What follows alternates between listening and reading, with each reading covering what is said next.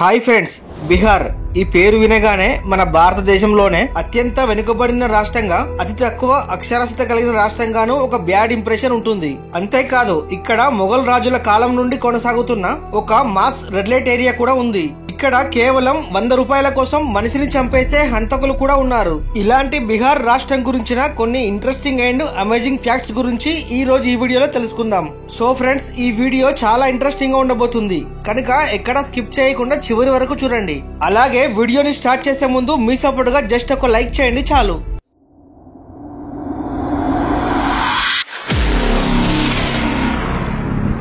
బీహార్ భారతదేశానికి తూర్పు భాగాన ఉన్న ఒక రాష్ట్రం. ఈ రాష్ట్ర రాజధాని పాట్నా. బీహార్ కి ఉత్తరాన నేపాల్ దేశం, మరోవైపు ఉత్తరప్రదేశ్, జార్ఖండ్, పశ్చిమ బెంగాల్ రాష్ట్రాలు సరిహద్దులుగా ఉన్నాయి. సారవంతమైన గంగా నది మైదానం బీహార్ లో విస్తరించి ఉంది. ఈ రాష్ట్రం పేరు వినగానే ఇది ఒక వెనుకబడిన ప్రాంతం అనే భావన అందరిలోనూ కలుగుతుంది. అయితే బీహార్ కు చెందిన కొన్ని విషయాలు అందరినీ ఆశ్చర్యపరుస్తాయి. బీహార్ పేరు చెప్పగానే అందరికీ గుర్తుకు వచ్చే విషయం అక్కడి పేదరికం మరియు అన్ఎంప్లాయ్మెంట్. కానీ ఈ రాష్ట్రం ప్రపంచ ప్రఖ్యాతిగాంచిన నలంద, మిథిలా, తెల్హరా, విక్రమశిల లాంటి విశ్వవిద్యాలయాలు ఇక్కడే ఉన్నాయి. నలంద యూనివర్సిటీలో అయితే ఆ రోజుల్లోనే 10,000కు పైగా స్టూడెంట్స్ అక్కడ విద్యను అభ్యసించేవారు. అంతేకాదు రామాయణాన్ని రచించిన వాల్మీకి, అర్థశాస్త్రం చాణక్యుడు బీహార్ కి చెందిన వారే.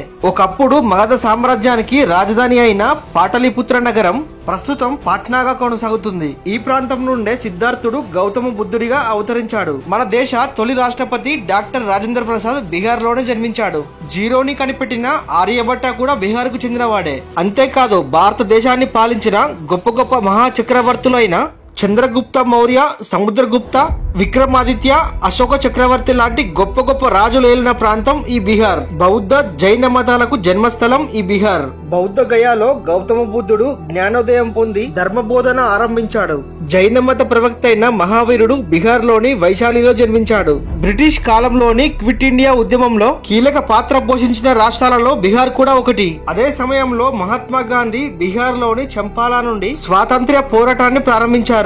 దీనిని చంపారన్ ఉద్యమం అని కూడా పిలుస్తారు. 1764లో బాక్సర్ యుద్ధం తర్వాత బ్రిటిష్ ఇండియా కంపెనీకి బీహార్, బెంగాల్, ఒడిశాలపై పన్ను అధికారం లభించింది. అప్పటి నుండి 1912 వరకు బీహార్ బ్రిటిష్ వారి ప్రెసిడెన్షియల్ లో భాగంగా ఉంది.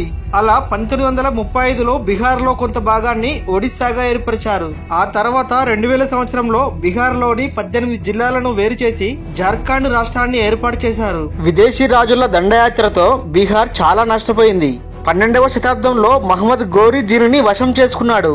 మధ్యలో ససారం నుండి వచ్చిన షేర్ షా సూరి 6 సంవత్సరాల పాటు రాజ్యమేలారు. పేదరికంలో విలువలాడే ప్రజలు ఎప్పటికైనా గొప్పవారవుతారట. అది బీహార్ ను చూస్తే నిజమే అనిపిస్తుంది. బీహార్ లో పేదరికం తాండవిస్తున్నప్పటికీ ఈ రాష్ట్రం నుండి చాలా మంది ఉన్నతాధికారులు వచ్చారు. ఇండియన్ అడ్మినిస్ట్రేషన్ సర్వీస్ కి బీహారీలు వెన్నెముక లాంటి వారు. ఇండియా మొత్తంలో 6,500 పైచిలకు IAS లు ఉంటే అందులో 450 మంది బీహార్ కి చెందిన వారే. ఇక్కడ నుంచి కేవలం IAS మాత్రమే కాదు, IPS, IIM, IIT ఇలా చాలా కాంపిటేటివ్ ఎగ్జామ్స్ లో బీహార్ వారే ముందున్నారు. బీహార్ లో నిరుద్యోగ రేటు అనేది చాలా అధికంగా ఉంది. ఒకవేళ ఉద్యోగం దొరికినా అది చాలని జీతాలే. బీహార్ అనే పేరు వినగానే చాలా మంది మైండ్ లో ఒక బ్యాడ్ ఒపీనియన్ ఉంటుంది. ఇతర రాష్ట్రాలతో పోలిస్తే బీహార్ ఎంతగానో వెనుకబడింది. దీనికి చాలా కారణాలే చెప్తారు. ఇక్కడ తక్కువ అక్షరాస్యత కలిగి ఉండటం, కులాల వారీగా, మతాల వారీగా చీలిపోయిన సమాజం, ఇక్కడి రాజకీయ నాయకుల అవినీతి, ఇలాంటి చాలా కారణాలే ఉన్నాయి. అందుకే బీహారీలు పొరుగు రాష్ట్రాలకు వలస వెళ్తూ ఉంటారు. భారతదేశం అంతటా వీరు కనిపిస్తారు. కూలీలుగా, లారీ డ్రైవర్స్ గా, కన్స్ట్రక్షన్ రంగంలో కూలీలుగా ఎక్కువగా కనిపిస్తారు. బీహార్ రాష్ట్రం అత్యంత క్రైమ్ రేట్ ని కలిగి ఉంది. 100 రూపాయలు ఇస్తే చాలు మనిషి ప్రాణం తీసే కసాయిలు కూడా ఇక్కడ ఉన్నారు. ఇక్కడ జరిగే స్కామ్స్ దేశంలో మరెక్కడా జరగవు. దేశంలో జరిగే ప్రతి ఇల్లీగల్ దందాలకి బీహార్ అడ్డానే చెప్పాలి. బెట్టింగ్ యాప్స్, లోన్ యాప్స్, అమ్మాయిల అక్రమ రవాణా వరకు అన్ని కూడా ఇక్కడ ఉన్నాయి. రీసెంట్ గా జరిగిన నీట్ ఎగ్జామ్ స్కామ్ కూడా బీహార్ లోనే. 30 లక్షలకి నీట్ పేపర్ ని అమ్మకానికి పెట్టింది బీహార్ ముఠా. రహస్య ప్రాంతాలకు తీసుకెళ్లి వారితో ఎగ్జామ్ పేపర్ ప్రాక్టీస్ చేయించింది.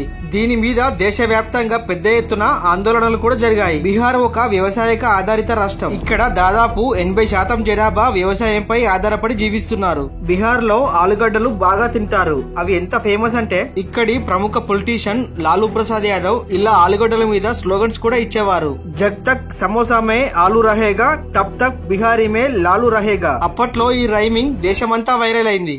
బీహార్ లో మౌలిక సదుపాయాలైన విద్యుత్, రవాణా, రోడ్లు సరిగా లేకపోవడం వల్ల ఇక్కడ ఫ్యాక్టరీలు, కంపెనీలు పెట్టడానికి ఎవరు కూడా ముందుకు రావడం లేదు. దాంతో ఇక్కడి యువత ఉపాధి నిమిత్తం ఇతర రాష్ట్రాలకు వలస వెళ్తూ ఉంటారు. ఇక ఇక్కడి పొలిటికల్ విషయానికి వస్తే బీహార్ లో కుల రాజకీయాలు ఎక్కువగా ఉంటాయి.